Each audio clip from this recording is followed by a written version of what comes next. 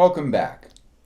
We're continuing day 4 of our most recent Irish road trip, and if you watched our last episode, you'll know that we started the day actually in Kilkenny. From there we went to the Rock of Cashel, then to Middleton, and from there to Cove. Same day, we're still continuing, and we're headed to Cork City, then on to Kinsale. We drove from Cove to Cork, and it took us about 30 minutes. We did have some traffic to fight since it was the afternoon rush. We used Google Maps to our destination, which was Shandon Bells Guest House. Shandon Bells Guest House is located on the west side of Cork. So we found the property and we saw there was a parking lot full with cars, and we're sitting on the westbound lanes of a busy street and just had to pull in and wedge our way into a parking area. We got out, went in, got our instructions on how to enter the room, instructions on how to get back to our parking lot, which had a space available for us. Got out in the car, and parking was so tight we had to back out onto this busy 2-lane street and then get over in the right lane and make a clockwise route around to come back to our designated parking area. And it was a gated parking area. She had given us the code to it. And once we got there, it was pretty good. It was a large parking area. It was very safe, and we had no problems once we got there. All was good. Yes. It had been a very long day. I think Chris was a little frustrated with the parking and traffic situation. But once we got settled in the parking lot, it was all good. Shandon Bells is a large old house that is divided into sections, and the section we were in actually had about, I think, 3 rooms in it. I think so. And there was a common area that you could use, and then there were your individual bedrooms. You had a code to get into your section, so you couldn't really see the rest of the building. You could only see the section that you were in. We did not see the breakfast area. They do have a breakfast area, although breakfast is not included in the price, which we thought was a little odd. Most places where you go in Ireland, breakfast is included in your price. We could have added on breakfast, but the times were not acceptable to us because we like to get out and see things early in the day before it gets crowded with tourists. So we can't really speak to what the breakfast was like there. We did get into our room, and our room was lovely. Most of the amenities were new. The bathroom was beautiful, but it was an extremely tiny room. Tiny, yes. Very tiny. And it was lovely. I'll give them that. Everything looked very high end, but oh my, it was small. With our luggage and us, there was just not a lot of room to move around. The bathroom especially was a very tight fit. And in fact, we looked on the website to see what they listed the square footage as, and it was 161 square feet, which is basically 10 feet by 16 feet. So it was small. It was very small. But it had everything you needed. We did have an electric kettle. We had tea and instant coffee. We had a flat screen TV that was not huge, but it was watchable. Right. In compensating for the size of the room, however, they did offer a public common area. And like I said, I think there were only 3 rooms sharing that particular area. And it was like a living room area with a larger TV. It had a water cooler. It had a refrigerator that you could use. You could spread out a little bit there using the public area. So in addition to the public area, there were French doors in our room that led to this beautiful waterside deck that was right over a branch of the River Lee. It was quite large and comfortable. There's a nice seating area, beautiful flowers. Beautiful flowers. You could hear the sound of the water from the river. And just to the right, there was a bridge over the river. And even though the room was tiny, it did grow on us. Figuratively and literally when we opened the French doors. Yes. We had done a lot of sightseeing that day and a lot of driving. And we both kind of agreed that, it's been a long, busy day. We were ready for a pint in a nice pub somewhere and some local crack. So I had put together a list of 3 local pubs that we thought we might try before we left home. One of them was the Oliver Plunkett. The second was the Poor Relation. And the third one was the Welcome Inn. When we passed by the Oliver Plunkett, the music just didn't seem to appeal to us, not to mention the fact that it seemed a little touristy. The Poor Relation, our apologies to the Poor Relation, but the Welcome Inn came first. We were tired. We were thirsty. So we headed into the Welcome Inn. The poor relation was a block or two beyond the Welcome Inn. So we ended up in the Welcome Inn, and it did earn its name, I will say. It did. I'm glad we went in. So we walked in, and the pub was pretty busy, but we did find a table with 2 chairs over against the left wall. So went up and met Owen, the barman, got a couple of pints and sat there and just kind of watched and listened to people. There were some lively conversations going on. It was a really good mix there, I thought, of locals and tourists. It wasn't too rowdy, but it was lively. There were some really good conversations going on. There were 2 girls who said they were from Chicago. In fact, when they got up and left was when I think we moved to the bar. We did. We noticed that there was horse racing on TV, and that's something that we have seen a couple of places when we were in Ireland in a pub. Here you would more likely see basketball, football, baseball. There we tended to see horse racing more. I think it's steeplechase. I think you're right. Over the fences. Yes. We met a young couple. I noticed that they had an Ireland tourism guidebook that they were reading and looking at different things, and it was in French, and struck up a conversation with them, Kevin and Charlotte. Kevin spoke English fairly well. Charlotte spoke very little English, but I speak a little bit of French, so we managed to get along and had a very nice conversation with them. She had a smile on her face because somebody was actually speaking, your French. Yes.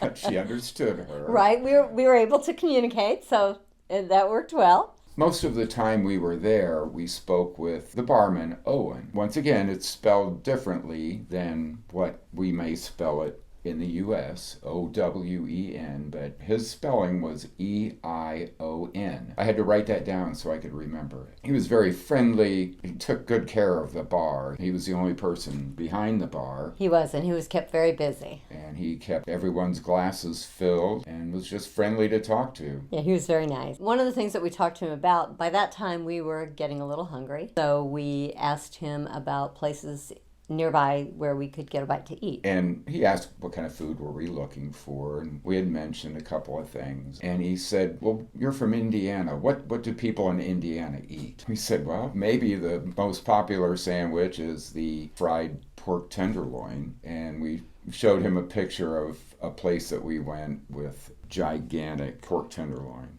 Rumored to be the biggest and best pork tenderloin in the state of Indiana. He looked at the picture and he goes, I want to go to Indiana and have a pork tenderloin. He wrote down 3 places for us to go check out for dinner. It was after 8 by that point, I think. Was. And so we headed out. The first place we headed to was closed because it was Monday, as well as the second place we found was closed. But the third place, we got lucky. And that was Quinlan's Seafood Bar. It was a great recommendation, by the way. So we shared things. We did. Rather than have full entrees each, we decided to order a number of appetizers in small plates and share them. The Thai fish cakes were delicious. Outstanding. We also had seared scallops and one of my favorites in Ireland, seafood chowder and bread. We had a big bowl of mussels and white wine and garlic that came with frites and sourdough bread. We also had a couple of glasses of white wine with that. The staff there was very nice. It was a lovely restaurant, very cozy, comfortable, not too fancy. The food was not unreasonably priced and the quality was very good. So we would recommend Quinlan's Seafood Bar. Yeah. Thanks, Owen. Yes, good recommendation, Owen. So at that point, we had spent a very full day. That had been about a 16-hour day. So we were ready to get a good night's sleep because we had plans for the next day. So after a good night's sleep, we started the day with a cup of coffee out on the community deck that overlooked the River Lee, and it was just a beautiful way to start the day with a cup of coffee.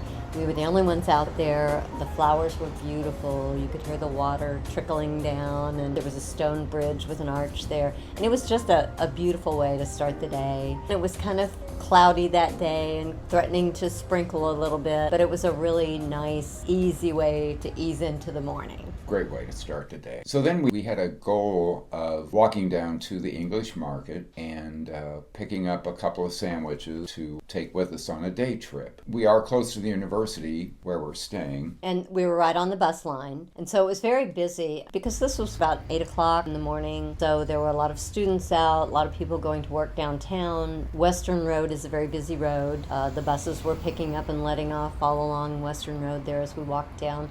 But we just followed the Western Road down into the downtown area. But it was kind of fun just seeing the bustle of a Tuesday morning, typical there in Cork City.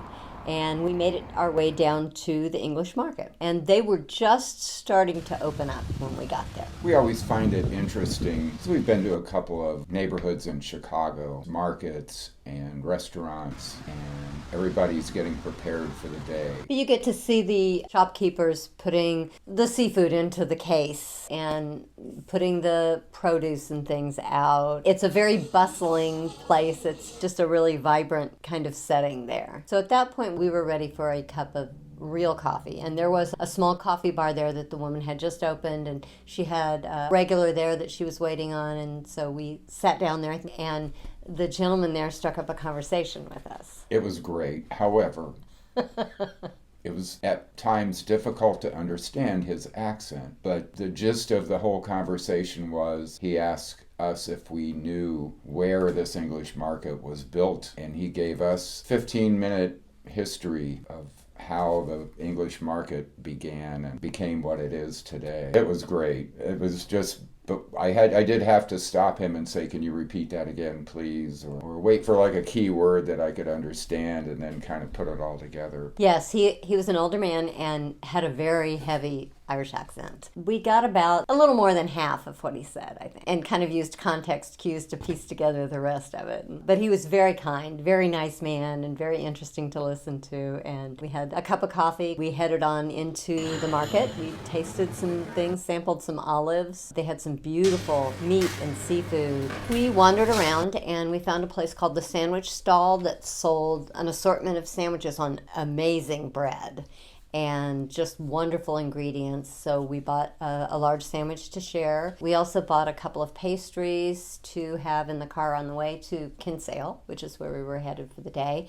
And I did a little souvenir shopping. I bought a cloth shopping bag with the English Market logo on it, and I brought home a jar of rhubarb ginger jam that was delicious. It was excellent. So we walked back to our guest house. We got in our rental car and headed out to Kinsale. So Kinsale is a really lovely little town. The town is on a hill, of course. It's next to the ocean, so everything rises up from the coastline. We found a parking meter downtown, and it's not that large of a town, so you can walk just about everywhere. It's very colorful. We walked along the waterfront, saw the visitor center. There was a yacht club.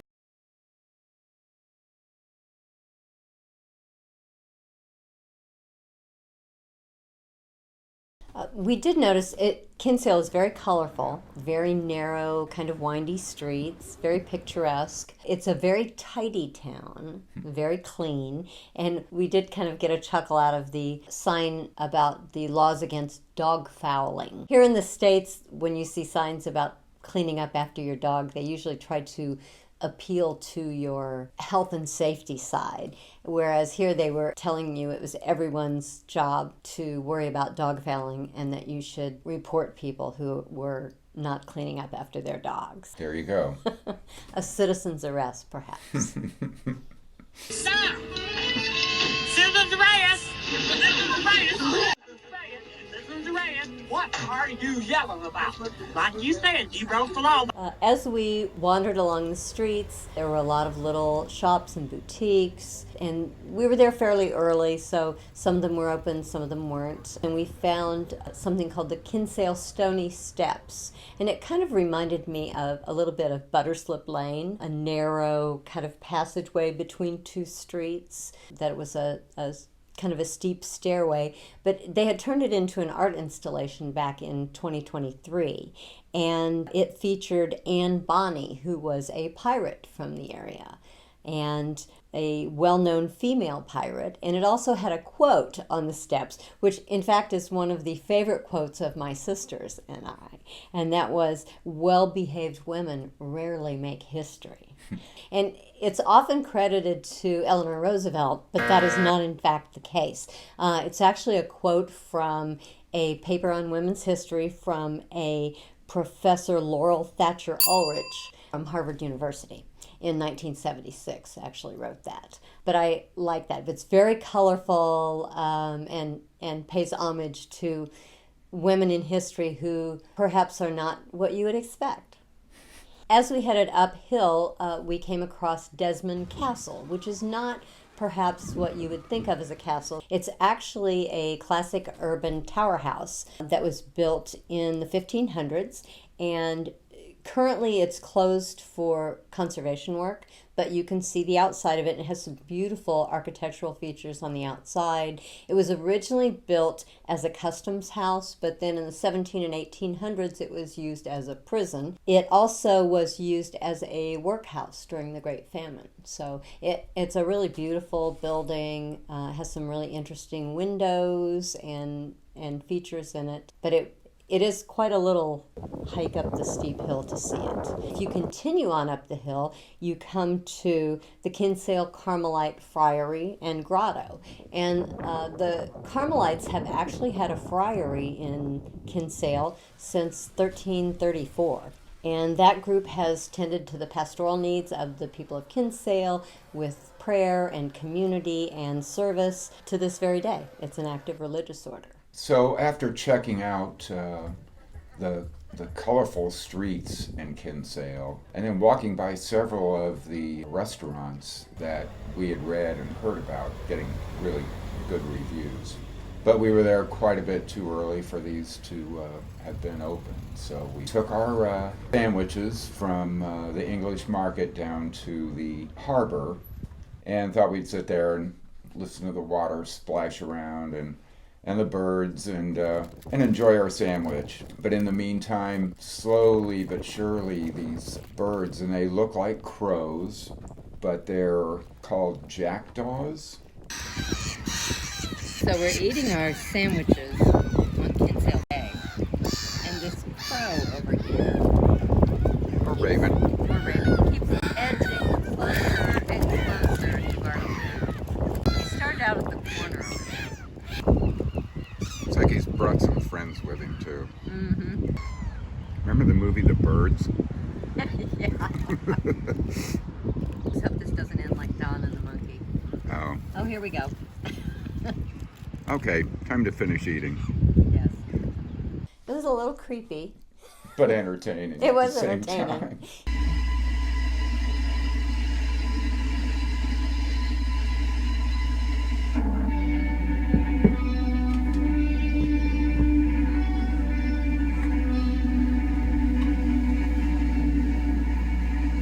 It did kind of remind me of that movie, though, by Alfred Hitchcock. Yes, there was a couple of little scenes there. Yes. At that point, we had finished our sandwiches and we were going to do some more walking in the downtown area, but it started to rain a little bit more and a little bit harder. So we decided to go back to the car and head back to Cork City. We knew that we wanted to head back down to the Welcome Inn, and we had a special reason for doing that. But we were both really in the mood for a good pizza, and one of the advantages to staying right across from a university is that there's always a good pizza place there. And Fat Badger Pizzeria is right across the street from the main gate of UCC. So we checked at the Fat Badger about closing time, and he said, we're open until 10 o'clock. And we're going, oh, great, that gives us plenty of time. And he goes, just don't get there at 9:50. You'll upset people. So he didn't say he wouldn't make a pizza if we got there at 9:50. He just said it would upset people. So we didn't want to do that. So we made sure that we kept our eye on the time in the evening because we would not want to upset the Fat Badger. No. Never upset someone that's feeding you. No, absolutely not. We headed back downtown toward the main downtown part of Cork City. And we took different roads this time to kind of see a little bit more. We had very limited time in Cork, unfortunately, and so we just kind of tried to see what we could along the way. We did see the original location of the Irish Examiner newspaper office, and there was a statue of a newsboy there. It was a Cork Examiner, then the Examiner, and now it's the Irish Examiner. Right, and it's been there a long time. In fact, the 1840s. Yes, and in fact, you can go online and research their archives and actually read the old papers. Oh, wow. But we headed to what was now our favorite pub in Cork City, the Welcome Inn. To see our favorite barman. To see our favorite barman, Owen. And one of the reasons that we wanted to see Owen was that we wanted to thank him for showing us such hospitality there. And there was a different but equally interesting cast of characters there that night. It was great. Wouldn't you say? It was great. We started talking to Aidan, who was actually from Middleton, and he owned horses. He talked to us a little bit about that, what it was like owning horses and some of the things that you have to go through. Really interesting. He was very interesting. Yeah. We also met Marcel, who had immigrated from South Africa. Yep. It was interesting. He was very grateful to be in Ireland and was just the friendliest guy, just a very kind guy to talk to. Really, really enjoyed speaking with him and wish him all the luck. 'Cause we do. He seems to work hard, and I appreciate that. Yes. We also met a gentleman, and we cannot remember his name. We're terribly sorry. He was talking about a taste test between Beamish, Guinness, and Murphy's stouts, and how in bars the representatives would come in and they would do a blind taste test where they would have 3 glasses, one of each of the stouts, and you had to taste them and see if you could identify which was which. And Owen told us that they actually had done that there. And in fact, Owen went ahead and set it up for this man so that he could see if he could identify them. And he swore that he could, and that he had a secret on how he did it. Well, that's his secret. And we're not sharing it. Do you have a secret? Can you tell the difference between... But he actually did it. He did. He got them absolutely right. All 3 correct. Yes. Have you ever done a blind taste test of Beamish, Guinness, and Murphy's stouts? And if so, could you tell the difference? And do you have you don't have to tell us what the secret is, but do you have a secret way that you tell the 3 of them apart? We also met, I wish I knew his name, but we had seen him both days, but this day in particular he was there, and we had a good conversation. And what really surprised me was the interest in the American presidential campaign. That's about the time we were there. It just amazed me, all of the questions and what did we think and what do you think's going to happen, and I finally said, why all this interest? And the gentleman said, whenever there's a splash in the water in America, it becomes a big wave when it gets to Europe. And I thought, yeah, that makes perfect sense. Starting in Cork and then moving on for the rest of our trip, we heard a lot of questions about. Yep, people American. asked us a lot about what we thought about the upcoming presidential election in the U.S. And it was funny because we were thinking, oh, this will be nice. We'll get away from all that for a little while. It was nice to hear people showing such an interest in global affairs. It was. The gentleman that had done the stout tasting test, the other thing that he mentioned to us that we really appreciated was we started talking about Irish movies and movies that kind of explain the Irish experience. And he recommended to us the movie The Wind That Shakes the Barley. And neither one of us had seen that, and we saw it after we returned home. And he was spot on about that. That was an excellent movie. It really is very enlightening about the way the Irish feel about some things. Yep. The movie was eye-opening. It really showed some issues that a lot of our Irish viewers have commented about in the past. Yeah, and I think it really helped us to gain a better understanding of why a lot of our viewers feel the way they do about some issues. Yep. So, very helpful. Thanks for recommending that. Yes, very much so. And if you're an American who is planning on spending time in Ireland, we would recommend that you see The Wind That Shakes the Barley. At that point, it was getting late. We needed to get back because, we didn't want to make Fat Badger unhappy. Okay? So the reason we had stopped by the Welcome Inn was to thank Owen. And in fact, we took him some This Second Half Adventure swag. We took him a gift tote bag with our logo on it and some local goodies. And he was very surprised that we gave him that, but he was just so gracious to us. And, he was. And so friendly, and the people at the Welcome Inn were just, made us feel very comfortable and very much at home. It was fun. It was, we needed that. We did. It was a nice place we could just unwind and relax after hitting it pretty hard for a few days. So. Yep. Heading back to our adopted neighborhood where Shandon Bells was, but on the way I did happen to see something that we had missed on our first trip to Ireland, and that was a Murphy's ice cream. And in spite of the fact that I had not had dinner, and my mother would have said that I would spoil my dinner, but good ice cream never spoils your dinner. I'm pretty sure about that. We stopped at... It just left me more pizza. Yes.